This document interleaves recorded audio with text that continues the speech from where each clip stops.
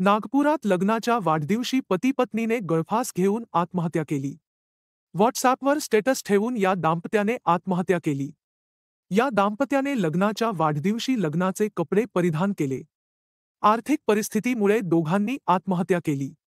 परिस्थितीला कंटाळून आत्महत्या करत असल्याचं सुसाईड नोट लिहून आत्महत्या केली.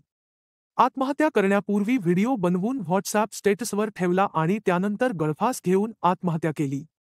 जारील उर्फ टोनी ऑस्कर मॉनक्रिप आणि पत्नी ॲनी जारील मॉनक्रिप अशी आत्महत्या केलेल्या दाम्पत्याची नावे आहेत. दोघांचा प्रेमविवाह, पण यामुळे निराशा. टोनी आणि ॲनी जारील मॉनक्रिप असे या दाम्पत्याचे नाव आहे.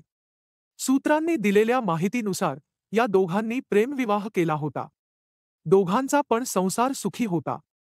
पण त्यांना मुलेबाळ नव्हते. दोघांना आयुष्यात नैराश्य आले होते. दोघेही त्यामुळे मनाने खचले होते. कोरोनानंतर टोनीची नोकरी गेली. तेव्हापासून टोनी नैराश्यात गेला. गेल्या 2 वर्षांपासून टोनी कामाच्या शोधात होता. त्यातच मुलबाळ होत नसल्याने दोघे निराशेत गेले. दोघांचा एकमेकांना आधार होता. घटनेने सर्वांना धक्का.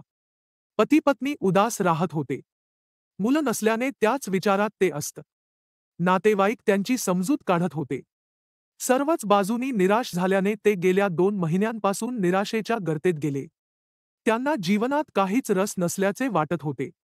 नातेवाईकांनी त्यांची अनेकदा समजूत घातली. 2 महिन्यांपासून दोघे आत्महत्येचा विचार करत होते. ख्रिसमसनंतर दोघेही निराश होते. दोघांनीही लग्नाच्या वाढदिवशी आत्महत्या केली. लग्न वाढदिवशी आत्महत्या करण्याचा निर्णय घेतल्यानंतर दोघांनी जेवणही केले नाही. सकाळपासून दोघांनी काहीही खाले नाही. अंत्यविधीसाठी घरात 75,000 रुपये ठेवले. चिठ्ठीत आत्महत्या करण्याचे नमूद करत दोघांनी नातेवाईकांची माफी मागितली. जरीप्तका पोलीस ठाण्याच्या हद्दीतील मार्टिन नगरात ही दुर्दैवी घटना घडली.